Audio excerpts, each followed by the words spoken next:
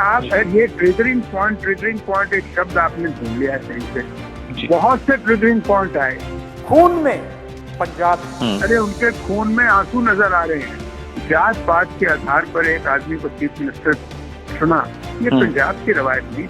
सोनिया जी को अब मैं कोई सलाह नहीं दूंगा। ऐसी कोई बात नहीं है जो सोनिया जी को पता नहीं है, या तो वो अपने आप को असहज समझती हैं या वो करना नहीं चाहती। पंजाब में कांग्रेस की हार निश्चित है।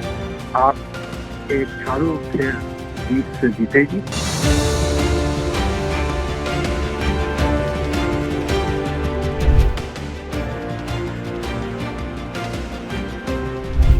देखिए, सीधी सी बात है कि 46 साल के बाद किसी भी व्यक्ति का अपनी पार्टी से रिश्ता तोड़ना सहज नहीं था, मगर ये जरूरी था, क्योंकि बहुत दिनों से ये जो परिस्थितियां बन रही थी उससे मैं अपने आप को असहज महसूस कर रहा था, अनदेखा महसूस कर रहा था, और मैं ये समझता था कि अपनी अस्मिता को कायम रखते हुए कांग्रेस पार्टी में अब योगदान देना असंभव है, और कांग्रेस पार्टी के माध्यम से समाज और देश की सेवा करना भी मुझे असंभव सा लग रहा था। इस्तीफे का खर्च था। उसने भी ये कहा कि कंसिस्टेंट विद माय डिग्निटी, अब मैं कांग्रेस पार्टी में नहीं रह सकता। कोई इलेक्शनों के साथ संबंधित नहीं है। मैं आपको यकीन से कहना चाहता हूँ, बहुत लंबे समय से जिस बोझ को मैं ढो रहा था, मैंने अपना त्याग पत्र दिया। इसका क्या असर होगा पंजाब के चुनाव नतीजों पर, ये तो 10 मार्च ही बताएगा।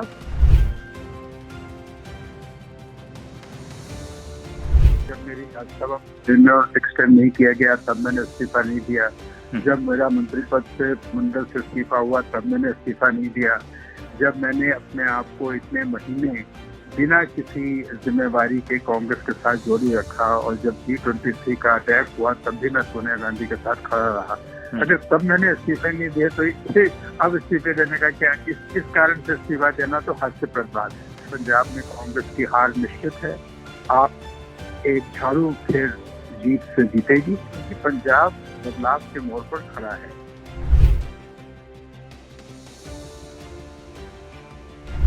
राहुल जी क्या कहते हैं, उस पर मैं क्या टिप्पणी करूं, वो तो जग जाहिर है और देश के सामने है।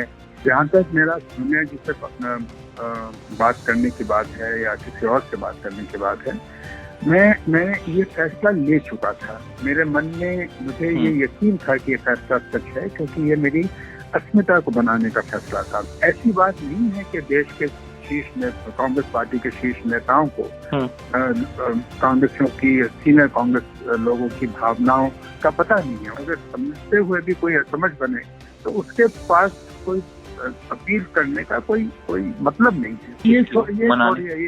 ये बात छोड़िए, मनाने का तो कोई सवाल ही नहीं है, क्योंकि इस्तीफा जैसे मैंने इस्तीफा दिया मैंने उपज को देख लिया। मानने का मन ही नहीं है। इसमें मानना या ना मानने का क्या सवाल है।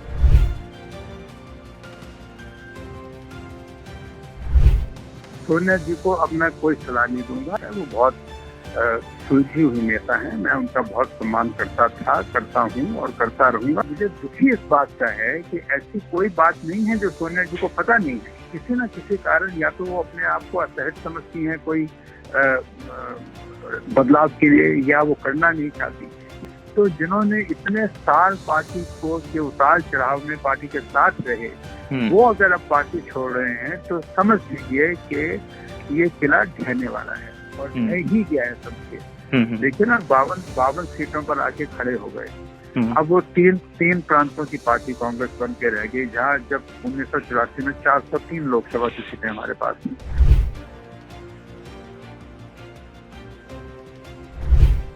देखिए, मैं बहुत हफ्तों से पंजाब में रहकर पिछले 5-4 दिन, अगर मेरे तजुर्बे में कोई दम है तो मुझको ऐसे लग रहा है कि बड़े बहुमत से आप पंजाब में सरकार बनाने वाली है। तो अगर लोग बदलाव चाह ही रहे हैं, अगर ये असेसमेंट ठीक है, तो उसका लाभ आपको मिलेगा।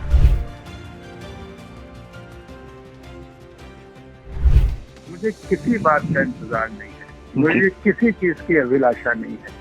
ये आपने कैसे अंदाजा लगा लिया कि मैं किसी को ज्वाइन करूंगा? मैं अपने आप में इतना सक्षम हूँ कि देश के लोगों के सामने राष्ट्र के मुद्दों पर अपनी बात आप जैसे लोगों के माध्यम से रख सकूं। पॉलिटिकल पार्टी ज्वाइन करने से मैं अपना योगदान और सक्षम तरीके से निभा सकता हूँ तो जरूर उस पर विचार करूंगा। सभी विकल्प खुले।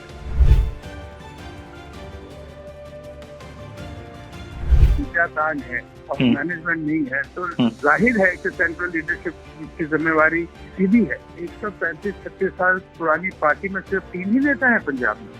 क्या इतने साल से सिर्फ 3 लोगों ने पार्टी को चलाया है? बाकी सब दरकिनार कर दिए जाएं।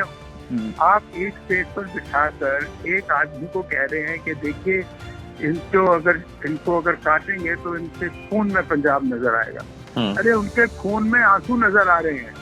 जात पात के आधार पर एक आदमी को चीफ मिनिस्टर चुना, ये पंजाब की रवायत नहीं थी। गुरुओं और संतों की धरती पर, पंजाब की धरती पर, जहाँ सबसे पहले ये कहा गया कि मानस की जात एक ही पहचान हो, वो उस धरती पर आप जात पात के आधार पर अगर मुख्यमंत्री के चेहरे का चयन करेंगे तो क्या इस समाज और देश को बांटने वाली राजनीति नहीं है?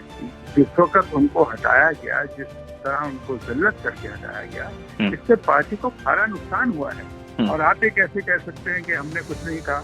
हमने जिस ढंग से कह सकते थे, जहाँ कह सकते थे, कहा भी, पर बहुत लेट हो गया था। रात को 12 बजे फैसला हुआ। जब फैसला हो ही चुका था तो उसके बाद कुछ कहने का क्या मतलब? शेयर और डाउनलोड करें दैनिक भास्कर ऐप।